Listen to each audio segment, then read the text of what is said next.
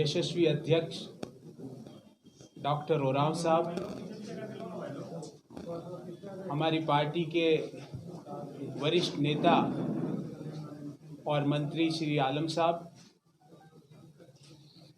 मेरे ही शहर के विधायक और चिकित्सा मंत्री श्री बन्ना गुप्ता जी, विधायक दीपिका जी, विधायक कच्छप जी, झारखंड कांग्रेस के कार्यकारी अध्यक्ष श्री ठाकुर साहब, युवा कांग्रेस के मेरे छोटे भाई श्री कुमार गौरव जी, हम सभी की ओर से, और भी कोई छूट गया हो तो हम सभी की ओर से आप सभी प्रेस बंधुओं का मैं हार्दिक स्वागत करता हूं। साथियों,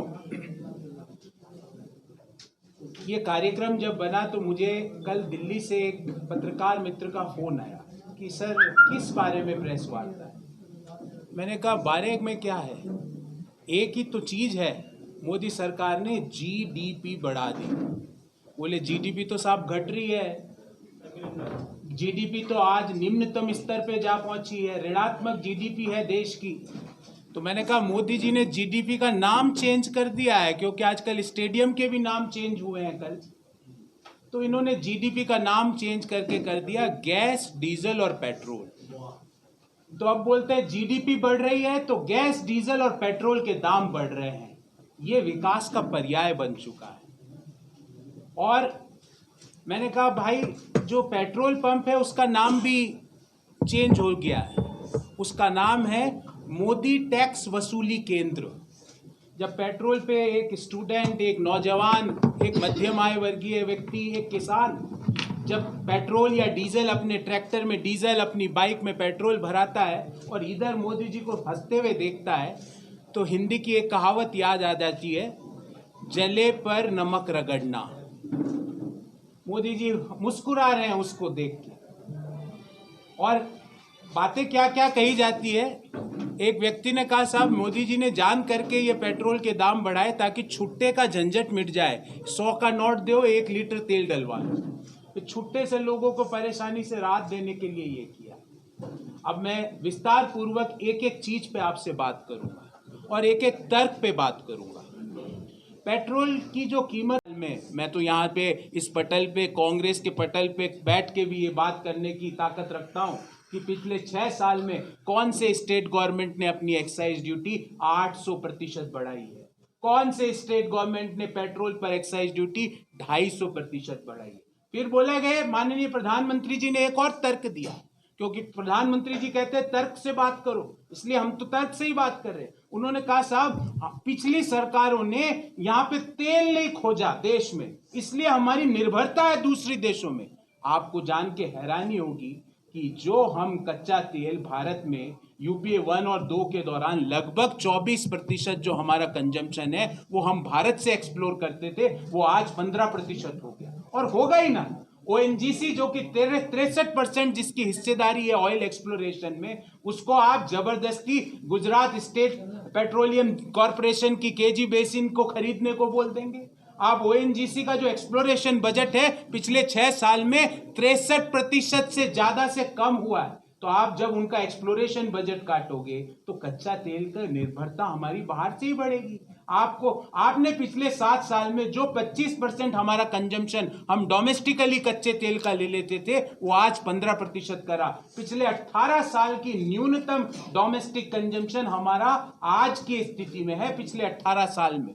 ये ऑन रिकॉर्ड में आपके सामने ये डाटा रखना चाह रहा हूं। तो हमारी ये मांग है इस पटल से कि तुरंत प्रभाव से एक्साइज ड्यूटी जो यूपीए 1 और 2 के दौरान जो थी, और यूपीए 2 में अप्रैल 2014 का आंकड़ा दे रहा हूं कि जो पेट्रोल पर 9 रुपये 48 पैसे है, अगर वो कर दी जाएगी तो तुरंत प्रभाव से पेट्रोल के दाम लगभग 25 रुपये प्रति लीटर कम हो जाएगा।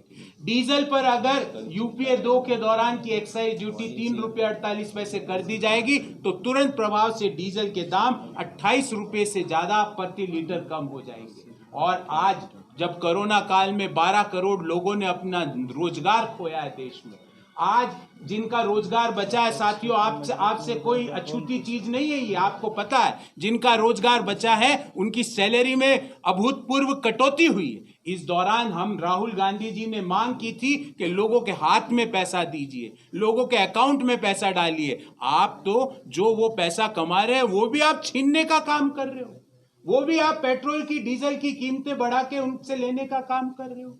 और तीसरी बात, गैस के लिए सिर्फ एक ही वाक्य में अपनी बात प्रारंभ करूंगा। 75 दिन में 175, पिछले 75 दिन में गैस के दाम, रसोई गैस के सिलेंडर के दाम 175 रुपए प्रति सिलेंडर बढ़ गए।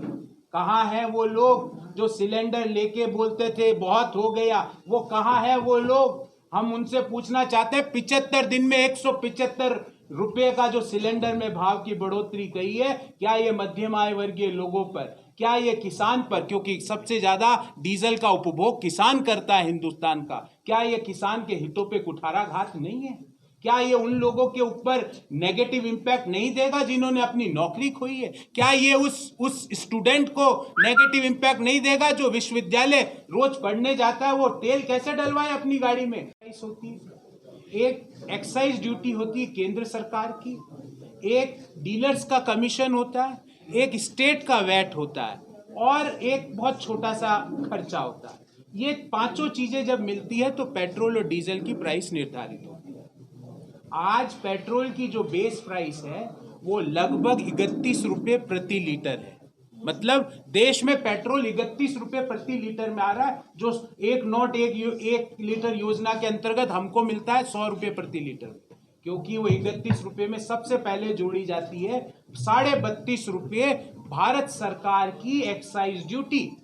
और ये इसमें भी बड़ा घोटाला है, आपको बताऊंगा आज, क्योंकि यहां से आपको समझना जरूरी है। आप अगर समझ गए, लोकतंत्र का चौथा स्तंभ समझ गया, तो देश समझ जाएगा। आप ये सोचिए, एक कमोडिटी जिसकी बेस प्राइस 31 रुपये है, उस पे 32.5 रुपये प्रति लीटर एक्साइज ड्यूटी पेट्रोल पे ली जाती, मतलब 100% से ज्यादा टैक्स ऐसी कमोडिटी पे जिसको कौन यूज करता है? पेट्रोल को यूज करता है एक मध्यम आय वर्गीय व्यक्ति। बातें तो की गई थी हवाई चप्पल वालों को हवाई जहाज में बैठाने की, बाइक पे बैठने लायक नहीं छोड़ा उनको आपने। बातें तो आपने कही थी, बहुत हुई महंगाई की मार। ये कौन सी मार है कि पिछले 6.5 साल में, ऑन रिकॉर्ड आपको बोल रहा हूं साथियों, पिछले 6.5 साल में डीजल पर एक्साइज ड्यूटी में वृद्धि जो हुई है वो 794%, लगभग 800% डीजल पर। मतलब जब यूपीए के दौरान डीजल पर प्रति लीटर केंद्र सरकार एक्साइज ड्यूटी लेती थी 3.56 रुपये, जो आज है 31.83 रुपये। पेट्रोल पर जो एक्साइज ड्यूटी केंद्र सरकार यूपीए के दौरान 2014 में 9.48 रुपये प्रति लीटर लेती थी, जो आज बढ़कर 32.98 रुपये हो गया। डीजल पर लगभग 800% की वृद्धि और पेट्रोल पर 250% की एक्साइज ड्यूटी में वृद्धि पिछले 6 साल में हुई। बोला जाता है साहब ये तो हमारे हाथ में ही नहीं है। आपके हाथ में क्या है? आपके हाथ में लोगों को नौकरी देना नहीं है, आपके हाथ में लोगों को कोरोना का कंट्रोल करवाना नहीं है, आपके हाथ में पेट्रोल डीजल की एक्साइज ड्यूटी घटाना नहीं है, आपके हाथ में लाल किले में उपद्रवियों को रोकना नहीं है, तो आपके हाथ में है क्या? हम आपके इस कांग्रेस के भवन से हम सब पूछना चाहते हैं कि आपके हाथ में क्या है? और अगर आपके हाथ में कुछ नहीं है तो आपको हिंदुस्तान की सत्ता में बैठने का अधिकार नहीं है, अगर आपके हाथ में कुछ नहीं। बोला जाता है कि साहब पेट्रोल डीजल तो कच्चे तेल की कीमतें तो बाहर से निर्धारित होती है। साथियों वो भी आंकड़ा लेके आया हूं आप सब लोगों के लिए। 2014 में कच्चे तेल की कीमत $108 प्रति बैरल थी। $108 प्रति बैरल कच्चे तेल की कीमत 2014 में, जो आज घटकर हो गई है $63 प्रति बैरल। कच्चे तेल की कीमत में कमी 40% से ज्यादा होती है, पर पेट्रोल और डीजल की कीमत 2014 की तुलना में 30% से ज्यादा बढ़ जाती है। कहते हैं साहब हमारे हाथ में नहीं, स्टेट गवर्नमेंट्स कम करें। वो भी, उसका भी आप लोगों को समझना जरूरी है, क्योंकि आप समझेंगे तभी देश समझ पाएगा। अब करते क्या है कि जब एक्साइज ड्यूटी केंद्र सरकार ने जोड़ ली, बेस वैल्यू में वो जोड़ ली, तो स्टेट का जो वैट लगता है वो उस टोटल प्राइस पे लगता है। तो अगर आप एक्साइज ड्यूटी कम कर देंगे तो ऑटोमेटिकली स्टेट गवर्नमेंट्स का वैट कम हो जाएगा। आज प्रेस कॉन्फ्रेंस हो रहा है, विषय आप जानते हैं। देखिए, हमको तुलना करने पड़ेगा 2014 अप्रैल तक कांग्रेस पार्टी यूपीए की सरकार थी, और अप्रैल आखिरी में शुरू में वर्तमान सरकार जो दिल्ली में है, केंद्र की सरकार, उसका गठन हुआ। महंगाई के बारे में आप अगर जानकारी लेना चाहते हैं, जानना चाहते हैं कि क्या दोनों सरकारों में अंतर रहा। पहले की सरकार जनहित पर, जन कल्याण पर कितना ख्याल रखती थी और वर्तमान सरकार कितना ख्याल रखती है, अगर जानना है तो दोनों के आंकड़ों को देखना पड़ेगा। जहाँ तक आंकड़े का सवाल है, हम छोड़ देंगे इस विषय को गौरव वल्लभ जी को, वो एक्सपर्ट हैं इसके। लेकिन इतना कहूँगा मैं कि इस तरह की महंगाई कभी नहीं देखा था हम सबों ने इस देश में। पेट्रोल की मैं आप सबों से पुराना हूँ। 72-73 में इंदिरा जी के समय जो पेट्रोल और डीजल के दाम बढ़े थे, 1 रुपये से 1.5 रुपया हो गया था। हंगामा हो गया था पूरे देश में कि क्या हो क्या रहा है। सबको जरूरत है, जो भी व्हीकल चलाते हैं, छोटी बड़ी, सबको जरूरत है। किसानों को जरूरत है डीजल की, हम सबको जरूरत है अपनी गाड़ी चलाने के लिए पेट्रोल की। हंगामा था उस समय। माउंट आबू में इंडियन पुलिस सर्विस के ट्रेनिंग में था, अखबार पढ़ता था। एक तरह से देश में हंगामा एक तरह से हो गया था। और आज देखिए, 1.5 रुपया नहीं, 2 रुपया नहीं, 3 रुपया नहीं, 10 रुपया नहीं, 20 रुपया नहीं, 100 रुपया से ज़्यादा चल रहा है पेट्रोल का, डीजल का दाम। इसका असर अन्य वस्तुओं पर, अन्य वस्तुओं के मूल्यों पर पड़ रहा है।